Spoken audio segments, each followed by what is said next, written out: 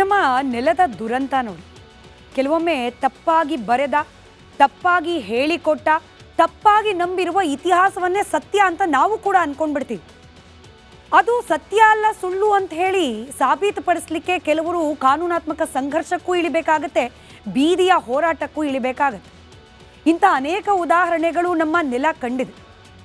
ಈ ಮೂಡಲಬಾಗಿಲು ಆಂಜನೇಯ ಸ್ವಾಮಿ ದೇಗುಲ ಕೂಡ ಅಂಥದ್ದೇ ಒಂದು ಉದಾಹರಣೆ. ಕಣ್ಣಿಗೆ ರಾಚುವಂತೆ ಸಾಕ್ಷಿಗಳಿದ್ರೂ ಕೂಡ ಇದನ್ನ ಒಂದು ಮಂದಿರ ಅಂತ ಹೇಳಿ ಒಪ್ಪಲಿಕ್ಕೆ ಈ ಕ್ಷಣದಲ್ಲೂ ಕೂಡ ಅನೇಕರು ಸಿದ್ಧರೇ ಇಲ್ಲ. ಇದನ್ನ ಮಂದಿರ ಅಂತ ಒಪ್ಪಬೇಕು ಅಂದ್ರೆ ಕಾನೂನಾತ್ಮಕವಾಗಿ ಸಂಘರ್ಷ ಮಾಡಬೇಕು ಅನ್ನೋ ವಾದ ಕೂಡ ಕೆಲವರದ್ದು. ಮಂದಿರವೇ ಇತ್ತು ಇಲ್ಲಿ ಅನ್ನೋದಕ್ಕೆ ರಿಪಬ್ಲಿಕ್ ಕನ್ನಡ 15 ಸಾಕ್ಷ್ಯಗಳನ್ನ ಇವತ್ತು ನಿಮ್ಮ ಮುಂದೆ ತೆರೆದಿಡ್ತಾ ಇದೆ.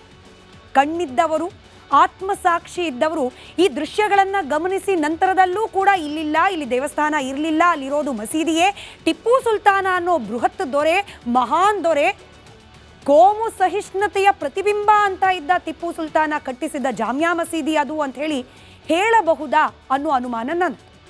15 ದೃಶ್ಯಗಳು ಗಂಭೀರವಾಗಿ ಗಮನಿಸಿ. ಈ 15 ದೃಶ್ಯಗಳು ಇರೋದು ಕೂಡ ಅದೇ ಜಾಮಿಯಾ ಮಸೀದಿಯ ಒಳಗಡೆ. ಅಲ್ಲಿಂದಲೇ ಹೆಕ್ಕಿ ತಂದಿರುವ ದೃಶ್ಯಾವಳಿಗಳು ರಿಪಬ್ಲಿಕ್ ಕನ್ನಡದ ಎಕ್ಸ್ಕ್ಲೂಸಿವ್ ದೃಶ್ಯಗಳನ್ನು ನಿಮ್ಮ ಮುಂದೆ ಇಡ್ತಾ ಇದ್ದೀವಿ. ದೃಶ್ಯ ಸಂಖ್ಯೆ 1. ಇದು ದೇವಸ್ಥಾನದ ಕಂಬಗಳು ಅಂತ ಹೇಳಲಿಕ್ಕೆ ಈ ಒಂದು ಆಕೃತಿಯನ್ನ ಗಮನಿಸಿದೆಯ ನಂತರದಲ್ಲೂ ಕೂಡ ಯಾರಿಗಾದ್ರೂ ಹೇಳಲಿಕ್ಕೆ ಸಾಧ್ಯನಾ? ಯಾವ ಮಸೀದಿ ಒಳಗಡೆ ದೇವಸ್ಥಾನದಲ್ಲಿ ಇರ್ತಕ್ಕಂಥ ಕಂಬಗಳ ಮಾದರಿಯ ಕಂಬಗಳು ಇರ್ಲಿಕ್ಕೆ ಸಾಧ್ಯ? ಅದರಲ್ಲೂ ಟಿಪ್ಪು ಸುಲ್ತಾನ ಕಟ್ಟಿಸಿದ ಜಾಮಿಯಾ ಮಸೀದಿ, ಅಲ್ಲಿ ದೇವಸ್ಥಾನ ಹೋಲಿಕೆಯ ಈ ರೀತಿಯ ಕಂಬಗಳು ಯಾಕಿದೆ? ಪ್ರಶ್ನೆ ಸಂಖ್ಯೆ 1. ಹಾಗೆ 2ನೇ ದೃಶ್ಯ, ಈ ಸೋಕಾಲ್ಡ್ ಜಾಮಿಯಾ ಮಸೀದಿಯ ಅಡಿಪಾಯ. ಈ ಅಡಿಪಾಯವನ್ನ ಗಮನಿಸಿ. ನೀವು ಪ್ರತಿನಿತ್ಯ ಹೋಗುವ ಯಾವುದಾದ್ರೂ ದೇವಸ್ಥಾನ, ಈ ಐತಿಹಾಸಿಕ ಹಿನ್ನೆಲೆಯುಳ್ಳ ಯಾವುದಾದ್ರೂ ದೇವಸ್ಥಾನಕ್ಕೆ ಹೋದ ಸಂದರ್ಭದಲ್ಲಿ ಅದರ ಅಡಿಪಾಯವನ್ನ ಗಮನಿಸಿದಾಗ ಹೀಗಿಲ್ಲ ಅದು ಅಂತ ಅಂದರೆ, ಅಥವಾ ಕರ್ನಾಟಕ ರಾಜ್ಯದಲ್ಲಿರ್ತಕ್ಕಂಥ ಯಾವುದಾದ್ರೂ ಒಂದು ಮಸೀದಿಯ ಅಡಿಪಾಯ ಈ ರೀತಿಯಲ್ಲಿ ಇದೆ ಅಂತಂದರೆ ಹೌದು, ಇದು ಮೂಡಲ ಬಾಗಿಲು ಆಂಜನೇಯ ಸ್ವಾಮಿ ದೇವಸ್ಥಾನ ಅಲ್ಲ, ಮಸೀದಿ ಅಂತ ಒಪ್ಪಬಹುದೇನೋ. ಈ ಅಡಿಪಾಯ ನಾವೀಗೇನು ಗಮನಿಸ್ತಾ ಇದ್ದೀವಿ, ಇದು ಯಾವುದೋ ದೇವಸ್ಥಾನದ ಅಡಿಪಾಯ ಅಲ್ಲ. ಹಾಗೆ ಹೋಲಿಕೆ ಇದ್ರೂ ಕೂಡ ಇದು ಸೋಕಾಲ್ಡ್ ಜಾಮಿಯಾ ಮಸೀದಿಯ ಅಡಿಪಾಯ. ದೃಶ್ಯ ಸಂಖ್ಯೆ 3, ಕೆತ್ತನೆಯ ಶೈಲಿ. ಆ ಕಂಬಗಳ ಮೇಲೆ ಮೂಡಿರ್ತಕ್ಕಂಥ ಕೆತ್ತನೆಯ ಶೈಲಿಯನ್ನ ಸೂಕ್ಷ್ಮವಾಗಿ ಗಮನಿಸಿದ್ರೆ ನರಸಿಂಹಾವತಾರ, ಸಿಂಹದ ಮುಖವುಳ್ಳ ಆ ಕೆತ್ತನೆ ಅದನ್ನ ಗಮನಿಸಿದ ನಂತರದಲ್ಲಿ, ಹಾಗೆ ಈ ಕೆತ್ತನೆಯ ಶೈಲಿಯನ್ನ ಗಮನಿಸಿದ ನಂತರದಲ್ಲಿ ಇದನ್ನ ಯಾರಾದರೂ ಮಸೀದಿಯ ಕೆತ್ತನೆ ಅಂತ ಕರೀಲಿಕ್ಕೆ ಸಾಧ್ಯ ಇದೆಯಾ? ಈ ಶೈಲಿಯ ಕೆತ್ತನೆಯನ್ನ ಮಸೀದಿಯಲ್ಲಿ ಟಿಪ್ಪು ಸುಲ್ತಾನ ಮಾಡಿಸಿದ್ದಾದ್ರೂ ಯಾಕೆ? ಈ ಪ್ರಶ್ನೆ ಮೂಡೋದು ಸಹಜ. ಹಾಗೆ ಸಾಕ್ಷ್ಯ ಸಂಖ್ಯೆ 4, ದೃಶ್ಯ ಸಂಖ್ಯೆ 4, ಪ್ರಶ್ನೆ ಸಂಖ್ಯೆ 4 ಕೂಡ ವೀಕ್ಷಕರೇ ನಿಮಗಾಗ.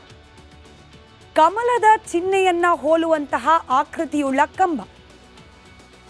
ಕಮಲ ಲಕ್ಷ್ಮಿ ಕೂರುವಂತಹ ಸ್ಥಳ ಅಂತ ಹೇಳಿ ಪರಿಗಣಿಸಲಾಗತ್ತೆ. ಲಕ್ಷ್ಮೀ ದೇವಿಯ ಆರಾಧನೆ ಸಂದರ್ಭದಲ್ಲಿ ವಿಶೇಷವಾಗಿ ಕಮಲವನ್ನು ಅರ್ಪಿಸಲಾಗತ್ತೆ. ಹೀಗಾಗಿಯೇ ಯಾವುದೇ ದೇವರ ಮಂದಿರ ಇದ್ರೂ ಕೂಡ ಅಲ್ಲಿ ಸಂಪತ್ಭರಿತವಾದ ವಾತಾವರಣ ಇರಲಿ, ಲಕ್ಷ್ಮಿಯ ಅನುಗ್ರಹ ಇರಲಿ, ಹಾಗೆ ಅಲ್ಲಿಗೆ ಬರುವ ಭಕ್ತರಿಗೆ ಲಕ್ಷ್ಮಿಯ ಕೃಪಾ ಕಟಾಕ್ಷ ಲಭ್ಯ ಆಗಲಿ ಅನ್ನೋ ಕಾರಣಕ್ಕೆ ಮಂದಿರಗಳ ನಿರ್ಮಾಣದ ಸಂದರ್ಭದಲ್ಲಿ ಅಲ್ಲಿನ ಕೆತ್ತನೆಗಳಲ್ಲಿ ಕಮಲದ ಆಕೃತಿ ಬಹುತೇಕ ದೇವಸ್ಥಾನಗಳಲ್ಲಿ ಕಾಣೋದು ಸರ್ವೇ ಸಾಮಾನ್ಯ. ಮಸೀದಿ ಒಳಗೆ ಕಮಲ ಯಾಕೆ ಹೋಗುತ್ತೆ? ಟಿಪ್ಪು ಸುಲ್ತಾನ ಕಟ್ಟಿಸಿದಂತಹ ವಾಚ್ ಟವರೋ, ಮಿನಾರೋ ಅಥವಾ ಮಸೀದಿಯೋ ಇಲ್ಲಿ ಕಮಲದ ಆಕೃತಿ ಇರ್ತಕ್ಕಂಥ ಕೆತ್ತನೆಗಳು ಯಾಕೆ ಲಭ್ಯ ಆಗ್ತಾ ಇದೆ? ಪ್ರಶ್ನೆ ಸಂಖ್ಯೆ 5. ಹಾಗೆ ಕುರುಹು ಅಥವಾ ಸಾಕ್ಷ್ಯ ಸಂಖ್ಯೆ 5, ಕಲ್ಯಾಣಿ. ಟಿಪ್ಪು ಸುಲ್ತಾನನಿಗೆ ಮಸೀದಿ ಒಳಗೊಂದು ದೀಪೋತ್ಸವನೋ ತೆಪ್ಪೋತ್ಸವನೋ ಮಾಡಿಸ್ಬೇಕು ಅನ್ನೋ ಖಯಾಲಿ ಇತ್ತೋ ಏನೋ ಗೊತ್ತಿಲ್ಲ. ಇದನ್ನ ಆ ಕಾಲದಲ್ಲೂ ಈ ಕಾಲದಲ್ಲೂ ವಾದ ಮಂಡಿಸ್ತಾ ಇರುವ ಇತಿಹಾಸಕಾರರು ಉತ್ತರಿಸಬೇಕು. ಜಾಮಿಯಾ ಮಸೀದಿ ಒಳಗಿರ್ತಕ್ಕಂಥ ಕಲ್ಯಾಣಿ ಇದು. ಸಾಮಾನ್ಯವಾಗಿ ದೇವಸ್ಥಾನಗಳ ಆವರಣದಲ್ಲಿ ಅದಕ್ಕೆ ಹೊಂದಿಕೊಂಡಂತೆ ಕಲ್ಯಾಣಿ ಇರೋದು ನಿಮಗೆ ಗೊತ್ತಿದೆ. ಅಲ್ಲಿಂದ ನೀರು ತಂದು ಜಲಾಭಿಷೇಕ ಮಾಡೋದು, ಅಥವಾ ಅಲ್ಲಿಗೆ ಬರೋ ಭಕ್ತಾದಿಗಳು ಪುಣ್ಯ ಸ್ನಾನ ಮಾಡೋ ಸಲುವಾಗಿ, ಅಥವಾ ವಿಶೇಷ ಆಚರಣೆಗಳ ಸಂದರ್ಭದಲ್ಲಿ ದೀಪೋತ್ಸವವನ್ನು ಮಾಡೋ ಸಲುವಾಗಿ. ಆದರೆ ಇದು ಯಾವುದೇ ರೀತಿಯ ಆಚರಣೆಗಳು ಮಸೀದಿಯಲ್ಲಿ ನಡೆಯೋದಿಲ್ಲ. ಮಸೀದಿಯಲ್ಲಿ ಯಾಕೆ ಟಿಪ್ಪು ಸುಲ್ತಾನ ಕಲ್ಯಾಣಿಯನ್ನು ಕಟ್ಟಿಸ್ತಾ? ಇತಿಹಾಸಕಾರರು ಇದಕ್ಕೆ ಉತ್ತರ ಕೊಡಲೇಬೇಕು. ಹಾಗೆ ಇದಕ್ಕಿರುವ ಮತ್ತೊಂದು ಕುರುಹು ಕಮಲ. ಸ್ಪಷ್ಟವಾಗಿ ನಾವು ಆ ಜಾಮಿಯಾ ಮಸೀದಿ ಒಳಗಿರ್ತಕ್ಕಂಥ ಮತ್ತೊಂದು ಕಂಬದಲ್ಲಿ ಕಾಣ್ತಾ ಇರುವಂತಹ ಕೆತ್ತನೆಯನ್ನ ಕೂಡ ಗಮನಿಸ್ತಾ ಇದ್ದೀವಿ. ಇದು ದೇವಸ್ಥಾನದ ಕಂಬವೋ ಅಥವಾ ಮಸೀದಿಯ ಕಂಬವೋ ವೀಕ್ಷಕರಿಗೆ ಬಿಟ್ಟ ವಿಚಾರ. ಚಕ್ರ, ಕಮಲ, ಹೀಗೆ ಹಿಂದೂ ಶೈಲಿಯ ಕೆತ್ತನೆ ಉಳ್ಳ 3-4 ಉದಾಹರಣೆಗಳನ್ನು ಬ್ಯಾಕ್ ಟು ಬ್ಯಾಕ್ ನೀವು ಗಮನಿಸ್ತಾ ಇದ್ದೀರಿ. ಒಂದು ಕಡೆ ಚಕ್ರ, ಮತ್ತೊಂದು ಕಡೆಯಲ್ಲಿ ಕಮಲ. ಈ ರೀತಿಯ ಹಿಂದೂ ಶೈಲಿಯ ಕೆತ್ತನೆಗಳಿರ್ತಕ್ಕಂಥ 4-5 ಕಂಬಗಳು ಹಾಗೆ ಅಲ್ಲಿನ ಕೆತ್ತನೆಗಳನ್ನು ನಿಮ್ಮ ಮುಂದೆ ಇಡ್ತಾ ಇದೆ. ಇದೆಲ್ಲದರ ಜೊತೆಗೆ ಕುರುಹು ಸಂಖ್ಯೆ 13, ಇದನ್ನೊಂದನ್ನು ಸೂಕ್ಷ್ಮವಾಗಿ ಗಮನಿಸ್ಬಿಡಿ. ನಾಗರ ಕೆತ್ತನೆ ಇರ್ತಕ್ಕಂಥ ಕಂಬ ದೃಶ್ಯದಲ್ಲಿ ಗಮನಿಸ್ತಾ ಇದ್ದೀರಿ. ನಾಗರ ಕೆತ್ತನೆ ಇರ್ತಕ್ಕಂಥ ಕಂಬ ಕೂಡ ದೇವಸ್ಥಾನಗಳಲ್ಲಿ ಸಾಮಾನ್ಯ. ಮಸೀದಿ ಒಳಗೆ ನಾಗರ ಕೆತ್ತನೆ ಯಾಕೆ ಬರುತ್ತೆ? ಟಿಪ್ಪು ಸುಲ್ತಾನ ನಾಗರ ಕೆತ್ತನೆಯನ್ನ ಕೂಡ ಮಸೀದಿ ಒಳಗೆ ಮಾಡಿಸುವಷ್ಟು ಕೋಮು ಸೌಹಾರ್ದತೆಯೊದ್ದಂತಹ ರಾಜನ ಪ್ರಶ್ನೆಗೆ ಉತ್ತರ ಕೊಡೋದು ಬಾಕಿ ಇದೆ.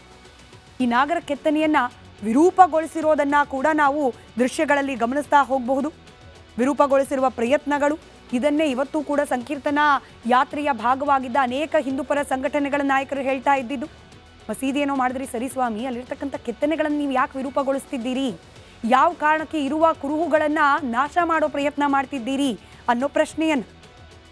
ಚಕ್ರ, ಕಮಲ, ನಾಗರ ಕೆತ್ತನೆ, ಕಲ್ಯಾಣಿ, ಹಾಗೆ ಅಡಿಪಾಯ ಇದಿಷ್ಟಿದ್ದಾಗಿಯೂ ಕೂಡ ಅದು ಮಂದಿರ ಅಲ್ಲ ಮಸೀದಿ ಅನ್ನುವವರ ವಾದಕ್ಕೆ ಏನು ಹೇಳಬೇಕು?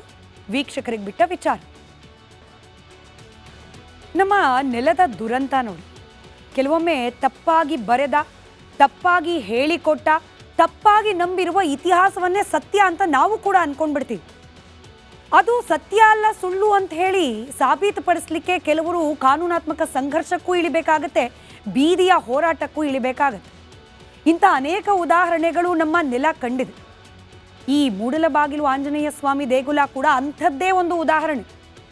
ಕಣ್ಣಿಗೆ ರಾಚುವಂತೆ ಸಾಕ್ಷಿಗಳಿದ್ರೂ ಕೂಡ ಇದನ್ನ ಒಂದು ಮಂದಿರ ಅಂತ ಹೇಳಿ ಒಪ್ಪಲಿಕ್ಕೆ ಈ ಕ್ಷಣದಲ್ಲೂ ಕೂಡ ಅನೇಕರು ಸಿದ್ಧರೇ ಇಲ್ಲ. ಇದನ್ನ ಮಂದಿರ ಅಂತ ಒಪ್ಪಬೇಕು ಅಂದ್ರೆ ಕಾನೂನಾತ್ಮಕವಾಗಿ ಸಂಘರ್ಷ ಮಾಡಬೇಕು ಅನ್ನೋ ವಾದ ಕೂಡ ಕೆಲವರದ್ದು. ಮಂದಿರವೇ ಇತ್ತು ಇಲ್ಲಿ ಅನ್ನೋದಕ್ಕೆ ರಿಪಬ್ಲಿಕ್ ಕನ್ನಡ 15 ಸಾಕ್ಷ್ಯಗಳನ್ನ ಇವತ್ತು ನಿಮ್ಮ ಮುಂದೆ ತೆರೆದಿಡ್ತಾ ಇದೆ. ಕಣ್ಣಿದ್ದವರು, ಆತ್ಮಸಾಕ್ಷಿ ಇದ್ದವರು ಈ ದೃಶ್ಯಗಳನ್ನ ಗಮನಿಸಿ ನಂತರದಲ್ಲೂ ಕೂಡ ಇಲ್ಲಿಲ್ಲ, ಇಲ್ಲಿ ದೇವಸ್ಥಾನ ಇರಲಿಲ್ಲ, ಅಲ್ಲಿರೋದು ಮಸೀದಿಯೇ, ಟಿಪ್ಪು ಸುಲ್ತಾನ ಅನ್ನೋ ಬೃಹತ್ ದೊರೆ, ಮಹಾನ್ ದೊರೆ, ಕೋಮು ಸಹಿಷ್ಣುತೆಯ ಪ್ರತಿಬಿಂಬ ಅಂತ ಇದ್ದ ಟಿಪ್ಪು ಸುಲ್ತಾನ ಕಟ್ಟಿಸಿದ ಜಾಮಿಯಾ ಮಸೀದಿ ಅದು ಅಂತ ಹೇಳಬಹುದಾ ಅನ್ನೋ ಅನುಮಾನ ನನ್ನ. 15 ದೃಶ್ಯಗಳು ಗಂಭೀರವಾಗಿ ಗಮನಿಸಿ. ಈ 15 ದೃಶ್ಯಗಳು ಇರೋದು ಕೂಡ ಅದೇ ಜಾಮಿಯಾ ಮಸೀದಿಯ ಒಳಗಡೆ. ಅಲ್ಲಿಂದಲೇ ಹೆಕ್ಕಿ ತಂದಿರುವ ದೃಶ್ಯಾವಳಿಗಳು ರಿಪಬ್ಲಿಕ್ ಕನ್ನಡದ ಎಕ್ಸ್ಕ್ಲೂಸಿವ್ ದೃಶ್ಯಗಳನ್ನು ನಿಮ್ಮ ಮುಂದೆ ಇಡ್ತಾ ಇದ್ದೀವಿ. ದೃಶ್ಯ ಸಂಖ್ಯೆ 1. ಇದು ದೇವಸ್ಥಾನದ ಕಂಬಗಳು ಅಂತ ಹೇಳಲಿಕ್ಕೆ ಈ ಒಂದು ಆಕೃತಿಯನ್ನ ಗಮನಿಸಿದೆಯ ನಂತರದಲ್ಲೂ ಕೂಡ ಯಾರಿಗಾದ್ರೂ ಹೇಳಲಿಕ್ಕೆ ಸಾಧ್ಯನಾ? ಯಾವ ಮಸೀದಿ ಒಳಗಡೆ ದೇವಸ್ಥಾನದಲ್ಲಿ ಇರ್ತಕ್ಕಂಥ ಕಂಬಗಳ ಮಾದರಿಯ ಕಂಬಗಳು ಇರ್ಲಿಕ್ಕೆ ಸಾಧ್ಯ? ಅದರಲ್ಲೂ ಟಿಪ್ಪು ಸುಲ್ತಾನ ಕಟ್ಟಿಸಿದ ಜಾಮಿಯಾ ಮಸೀದಿ, ಅಲ್ಲಿ ದೇವಸ್ಥಾನ ಹೋಲಿಕೆಯ ಈ ರೀತಿಯ ಕಂಬಗಳು ಯಾಕಿದೆ? ಪ್ರಶ್ನೆ ಸಂಖ್ಯೆ 1. ಹಾಗೆ 2ನೇ ದೃಶ್ಯ, ಈ ಸೋಕಾಲ್ಡ್ ಜಾಮಿಯಾ ಮಸೀದಿಯ ಅಡಿಪಾಯ. ಈ ಅಡಿಪಾಯವನ್ನ ಗಮನಿಸಿ.